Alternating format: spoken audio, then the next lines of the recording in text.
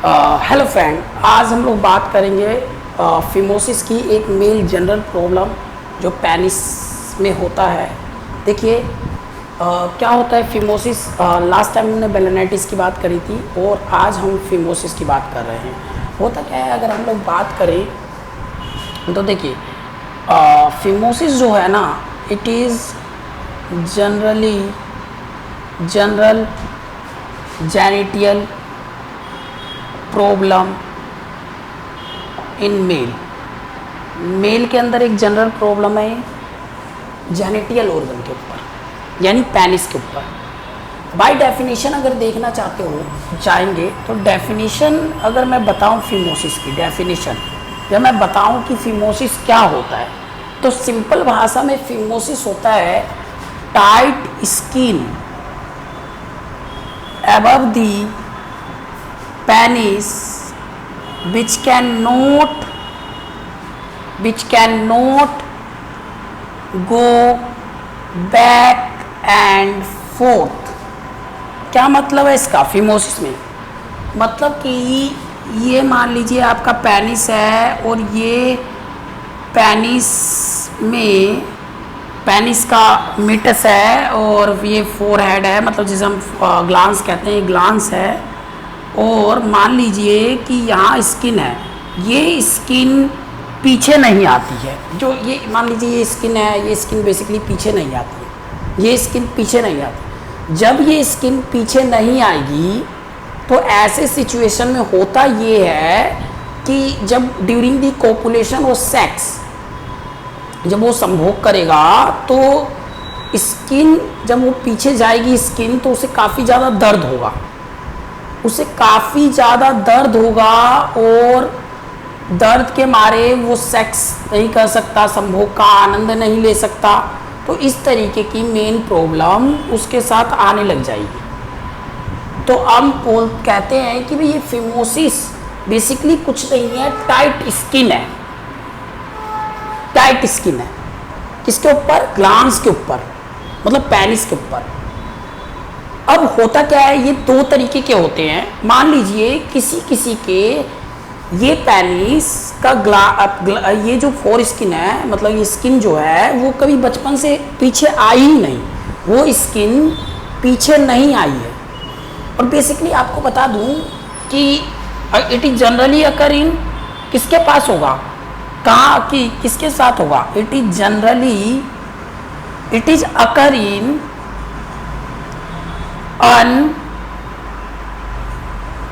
इसे ग्लांस कह देंगे हम लोग, ग्लांस है, ग्लांस के ऊपर स्किन है, ठीक है ना। अनसर्कमसिज्ड मैन, ये बीमारी किस में होती है? अनसर्कमसिज्ड, जिसकी चमड़ी बचपन में कटी नहीं होती। अब तो आजकल तो देखिए अमेरिका में इसे लीगल कर दिया गया है कि फोर स्किन आपको हटवानी ही होगी। उससे क्या होता है, फोर स्किन हटवाने से काफ़ी आप लोग यूटीआई वगैरह से बच जाते हैं, urinary tract infection, bacterial infection, काफ़ी ज़्यादा इन्फेक्शंस वगैरह से हम बच जाते हैं। बट होता क्या है कि जिसके अंदर चमड़ी होती है ना, अब मान लीजिए जिसके पास चमड़ी है, उसकी चमड़ी हो जाती टाइट, और वो टाइट होकर पीछे फिर आती नहीं है। ऐसे सिचुएशन में उसे ये बीमारी हो जाती है जिसको हम बोलते हैं फिमोसिस। आई थिंक आप लोग क्लियर हो गया होगा। नेक्स्ट, अब हम बात करें अनसर्कमसिज्ड मैन के अंदर ये बीमारी है, क्योंकि उनकी चमड़ी कटी नहीं है तो चमड़ी टाइट हो गई है। ये बीमारी दो तरीके से हो सकती है। एक तो मान लीजिए उसकी चमड़ी कभी बचपन से कटी पीछे आई ही ना हो, मतलब बचपन से उसने ऑब्जर्व नहीं किया, 12 साल के बाद जब वो देखना चालू करता है अपनी पेनिस को, जब उस पेनिस का साइज बढ़ता है तो वो क्या करता है, अपनी चमड़ी पीछे हटाने की कोशिश करता है, उसकी चमड़ी हटती ही नहीं है, उसे बहुत ज़्यादा दर्द होता है। तो इस सिचुएशन को फिमोसिस कहते हैं। और फिमोसिस बेसिकली अगर मैं बताऊँ, फिमोसिस पेनिस के डेवलपमेंट में, ऐसी एक स्टडी कहती है कि फिमोसिस पेनिस के डेवलपमेंट में बेसिकली क्या करता है, बाधा डालता है, और पेनिस का डेवलपमेंट सीधे तरीके से नहीं हो सकता।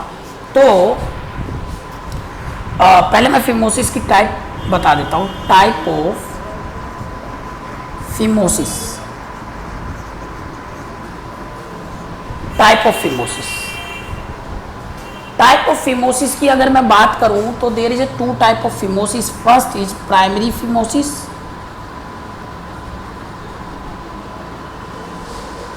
And the second one is secondary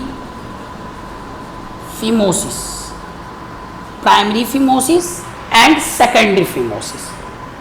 primary phimosis क्या होता है? देखिए, अगर हम बात करेंगे प्राइमरी फिमोसिस की, प्राइमरी फिमोसिस की, प्राइमरी फिमोसिस की, तो ये वो स्टेज है जब उसकी चमड़ी कभी खुली ही नहीं है, ग्लांस के पीछे गई ही नहीं है। It is the condition in which the foreskin of the penis cannot go forth to the glans ever in the life, ever in the life। मतलब कि फोर स्किन जिंदगी में कभी भी, जब से वो पैदा हुआ, कभी भी फोर स्किन पीछे गई नहीं, उसकी फोर स्किन पीछे गई नहीं, उसे प्राइमरी फिमोसिस क्या बोलेंगे? Primary phimosis. Next one is secondary phimosis. क्या होता है भाई?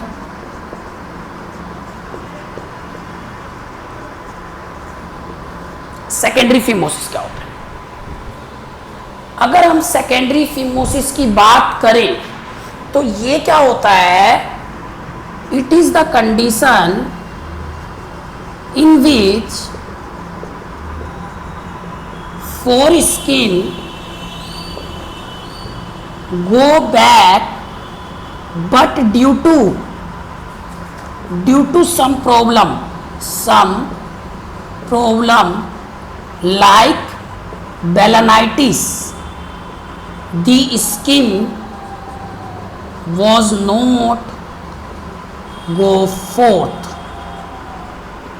and back। मतलब कि सेकेंडरी फिमोसिस क्या है? प्राइमरी फिमोसिस में तो स्किन कभी पीछे गई ही नहीं। सेकेंडरी फिमोसिस में 12 साल से ज़्यादा होगा वो उच्चर करता था, हाँ भाई पीछे चली जाती, बट मान लीजिए उसकी चमड़ी में कोई इन्फेक्शन हो गया। इन्फेक्शन होने के कारण, जैसे कि बलानाइटिस होता है, इन्फेक्शन होने के कारण फिर उसकी चमड़ी पीछे नहीं आ रही है, फिर उसकी चमड़ी टाइट हो गई है। मतलब कि ड्यू टू इन्फेक्शन, मतलब कि पहले तो उसकी चमड़ी पीछे आ जाती थी, अब नहीं आती है किसी इन्फेक्शन के वजह से। तो इस सिचुएशन को सेकेंडरी फिमोसिस बोलते हैं। बलानाइटिस के बारे में अगर पढ़ना है तो हमारी पिछली वीडियो देख लेना, बलानाइटिस के बारे में पूरा बता रखा है क्या बीमारी होती है, उसमें भी खुजली हो जाता है और उसकी वजह से। अब मैं आप लोग को कोजेज इसके बताऊंगा कि सेकेंडरी फिमोसिस किस वजह से होता है या फिमोसिस किस वजह से होता है। नोट कर लो पहले।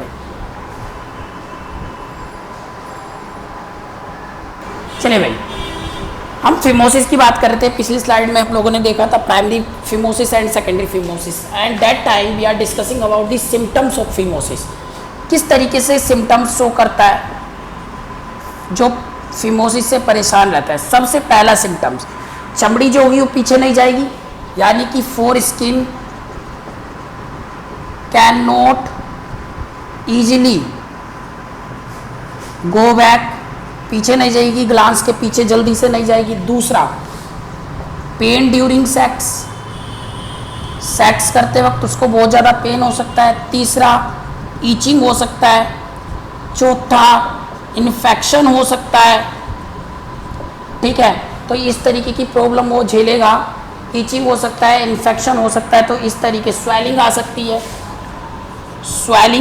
है, तो इस तरीके की सिम्टम्स वो देखेगा। ठीक है, अच्छा देखिए, ये तो सिम्टम्स हो गए। अब सिम्टम्स के अलावा अगर हम कोजेज की बात करें कि किस वजह से होता है ये, अगर हम कोजेज की बात करें तो कोजेज की अगर हम बात करेंगे तो सबसे पहला कोजेज क्या है? सबसे पहला कोज है कि भाई इन्फेक्शन हो जाए चमड़ी में, यानी बलानाइटिस हो जाए, चमड़ी में इन्फेक्शन हो जाए। फोर स्किन इन्फेक्शन, ठीक है। और तीसरा, बेसिकली हम कोजेनिटियल भी हो सकता है, कोजेनिटियल यानी जनरेशन टू जनरेशन भी पास आउट हो सकता है। तो इस तरीके से इसका कोजेज है, 3 कोजेज है। बेलानाइटिस हो सकता है, फॉरेन स्किन इन्फेक्शन की वजह से हो सकता है, कोजेनेटेड यानी जनरेशन टू जनरेशन भी पास हो सकता है। ये भी टाइट, चमड़ी टाइट होने के कोजेज है। ठीक है भाई। अच्छा, तो ट्रीटमेंट क्या ले सर? तो ट्रीटमेंट अभी बता देता हूँ। देखिए, ट्रीटमेंट पहले बता देता हूँ। सबसे पहले आप लोग को प्राइमरी ट्रीटमेंट दिया जाएगा। What is primary treatment? अगर ट्रीटमेंट की बात करोगे तो प्राइमरी ट्रीटमेंट में आप लोग को अगर किसी डॉक्टर के पास दिखवाने जाओगे तो सबसे पहले आप लोग को लुब्रिकेशन का यूज करने के लिए कहा जाएगा। लुब्रिकेशन या तेलीय पदार्थ जिससे फोर स्किन का एक एक्सरसाइज करने को कहा जाएगा। धीरे धीरे उसकी फ्लेक्सिबिलिटी को इंक्रीज करने के लिए कहा जाएगा। धीरे धीरे उसकी फ्लेक्सिबिलिटी कैसे भी इंक्रीज हो जाए, कैसे भी उस तेल से उसकी मालिश करो और उसको इंक्रीज करो। सेकेंड नंबर पे एंटीबैक्टीरियल ड्रग्स चल सकता है, यानी एंटीबायोटिक चल सकता है। एंटीबायोटिक के अलावा काफ़ी केसों में एंटीवायरल ड्रग्स भी चलाए जाते हैं। चौथे नंबर पे ऑइंटमेंट चला सकते हैं। ऑइंटमेंट कैसे चला सकते हैं हम लोग? फंगल यानी एंटी फंगल कैप्सूल के साथ। पांचवा लिख देता हूँ पहले, एंटी फंगल कैप्सूल भी चलाए जाते हैं। एंटी फंगल कैप्सूल्स, ठीक है। फंगल बैक्टीरियल ऑइंटमेंट चलाए जाते हैं। ऑइंटमेंट क्रीम यानी लगाने वाला क्रीम। खुजली खाज स्वेलिंग वगैरह को कम करने के लिए स्टेरॉइड क्रीम भी चलाई जाती है। स्टेरॉइड ऑइंटमेंट भी चलाया जाता है खुजली खाज और सूजन को सही करने के लिए। तो ये सारे प्राइमरी ट्रीटमेंट है। प्राइमरी ट्रीटमेंट मीन्स दैट पहले ट्रीटमेंट ये दिए जाएंगे आपको, लेकिन याद रखना फिमोसिस के केस में मोस्ट ऑफ द 99% केसेस में आपको ऑपरेशन की जरूरत पड़ सकती है। आपको किस चीज़ की जरूरत पड़ सकती है? आपको हॉस्पिटल जाने की जरूरत पड़ सकती है। 99% केसेस में आपको सर्जरी कराने की जरूरत पड़ सकती है। तो सेकेंडरी ट्रीटमेंट में इसकी जो सर्जरी होती है बेटा, सर्जरी में फ्रियोनोप्लास्टी कराई जाती है। फ्रियोनोप्लास्टी। दूसरे नंबर पे सरकमसीजन करा सकते हैं, पूरी तरीके से चमड़ी को हटवा दे सरकमसीजन। और कोई मेरे से पूछेगा what is the best circumcision sir, तो ZSR is the best circumcision. और ZSR को पहचानने का तरीका उसका सिलिकॉन रिंग है।